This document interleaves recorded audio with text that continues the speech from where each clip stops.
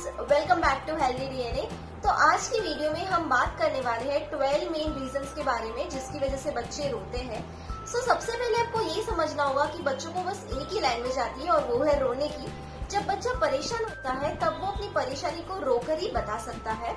तो इन 12 रीजंस के द्वारा हम पेरेंट्स की हेल्प करेंगे ताकि वो बच्चे के रोने को समझ सके, उसे डिकोड कर सके और साथ में वो प्रॉब्लम जो उनको हो रही है उसको भी पहचान सके, ताकि बच्चा भी एकदम हैप्पी और पेरेंट्स भी एकदम खुश। सबसे पहला कारण है कि बच्चे को शायद भूख लगी होगी जिसकी वजह से वो रो रहा है। तो कैसे पता लगाए कि बच्चे को भूख लगी है? अगर आपके बच्चे को आपको फीड कराए हुए काफी समय हो गया है और आपका बच्चा लिप्स स्मैकिंग कर रहा है, मतलब अपने लिप्स को अंदर लेके चबाने की कोशिश कर रहा है, या फिर अपनी उंगलियों को अपने मुंह में डाल रहा है और क्रैंकी होके बहुत रो रहा है, इसका मतलब ये है कि बच्चे को भूख लगी है और फीडिंग करवाने के बाद वो तुरंत शांत हो जाएगा। दूसरी जो वजह है उसका राज बच्चों के डायपर में छुपा हुआ होता है। तो जब बच्चा बहुत ज्यादा रो रहा है तो एक बार उनके डायपर को जरूर चेक कर लीजिए, या तो वो पॉटी से भरा होगा या फिर सुसु से, जिसकी वजह से बच्चे को काफी गीलापन महसूस हो रहा है, उसको अनकंफर्टेबल भी फील होता है और बच्चा रोने के थ्रू आपको ये बताने की कोशिश कर रहा है कि उसके डायपर को चेंज करने का टाइम आ गया है। तीसरी वजह ये है कि आपने बच्चे को डायपर तो पहनाया है पर उसको चेंज किए हुए काफी टाइम हो गया है और उसके गीलेपन की वजह से बच्चों को रैशेस हो गया है। तो बच्चों का जो पेरिनियल एरिया होता है वो लाल हो जाता है और उसमें दाने पड़ने लगते हैं। अगर पेरेंट्स ध्यान नहीं देते हैं तो बच्चों को डायपर रैश हो जाता है, जिसकी वजह से बच्चों को ईचिंग होता है, इरिटेशन होता है और उसमें पेन भी होने लगता है। इसका दूसरा तरीका ये हो सकता है कि घर के आप बच्चे को कॉटन के कपड़े में या फिर सूती के कपड़े में रख सकते हैं। हर वक्त डायपर पहनाने की जरूरत नहीं होती है। चौथा जो पॉइंट है वो है बच्चों का नोज ब्लॉक होना, नोज में स्टफीनेस होना। अगर बच्चे को काफी ज्यादा सर्दी जुकाम हो गई है और उससे नाक बंद हो गया है तो बच्चे की नोज और एयरवेज में काफी सारे सिक्रीशंस जम गए होंगे, थिक म्यूकस जम गया होगा, जिसकी वजह से वो सही से ब्रीथ नहीं कर पा रहा है और वो रो रहा है। इसके बाद अगला पॉइंट आता है, बच्चों को फीडिंग के बाद बर्पिंग कराते हैं, डकार दिलाते हैं। अगर वो इनएडिक्वेटली हुआ है तो इससे भी बच्चे रोते हैं। पीडियाट्रिशियन की सलाह है कि हर एक फीड के बाद कम से कम 15 से 20 मिनट तक बर्पिंग कराना चाहिए, मतलब अपने गले से लगा के बच्चों को थपथपी करनी है और इसी के बाद बच्चों को लेटाना है। लेकिन अगर पेरेंट्स ने बेबी को सही से बर्पिंग नहीं कराया है तो वो दूध वापस आ सकता है, रिगर्जिटेशन हो सकता है एसिडिक सिक्रेशंस के साथ, जिसकी वजह से बच्चा काफी अनकंफर्टेबल फील करता है। बड़ों में जो acidity, heart burn, chest pain की प्रॉब्लम होती है वो सेम चीज बच्चों में भी होती है बिकॉज ऑफ इनएडिक्वेट बर्पिंग और इसलिए बच्चे रोते हैं।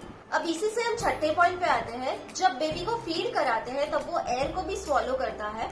जब एयर को भी स्वॉलो करते हैं और बर्पिंग भी सही से नहीं हो पाती है तो वो स्टमक में जाके गैस का फॉर्म ले लेती है, जिससे बच्चे को कॉलिक की पेन होता है, जिसको हम पेट में मरोड़ या इन्फेंटाइल कॉलिक या फिर यूनिक कॉलिक भी कहते हैं। और इसकी वजह से बेबी बहुत रोता है। तो बच्चे को सही से बर्पिंग कराना बहुत ही जरूरी है। तो कॉलिक की पेन को पहचानने के लिए कुछ साइंस बच्चे देते हैं।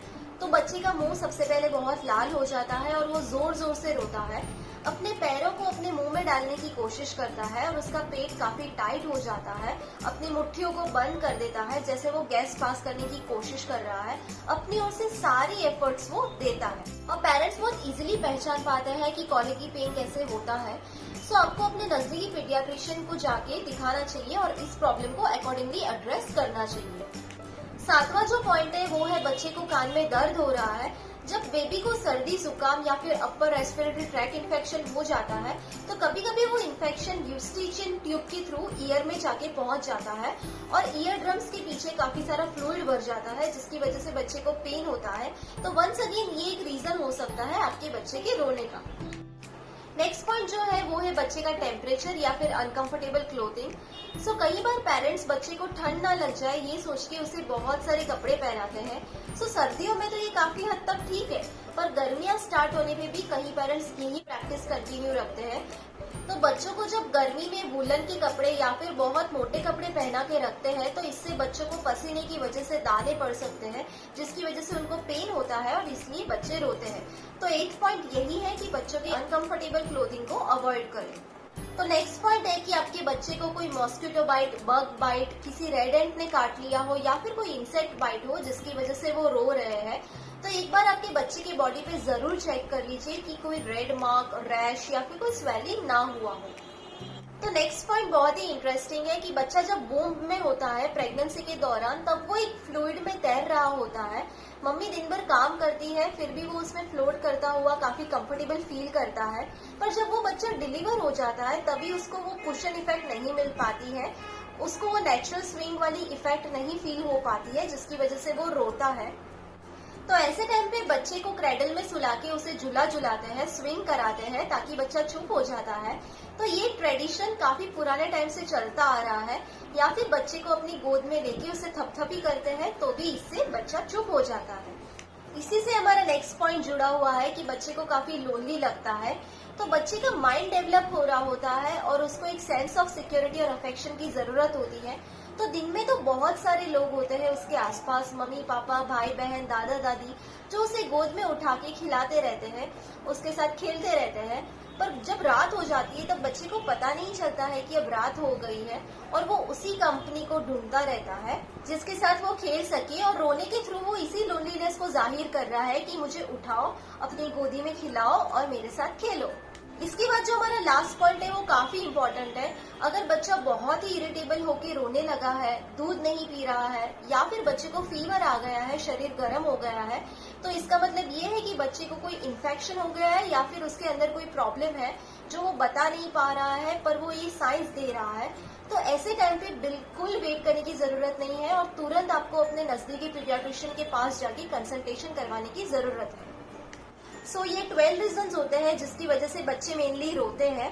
काफी सारे पॉइंट्स ऐसे हैं जिसको आप घर पे ही पहचान के ठीक कर सकते हैं, पर जो रिमेनिंग पॉइंट्स हैं, जो डेंजर साइंस होते हैं, उनको आपको जल्दी पहचानना है, जिसकी वजह से आपके बच्चे को टाइमली ट्रीटमेंट और बेस्ट मेडिकल सर्विस मिल सके।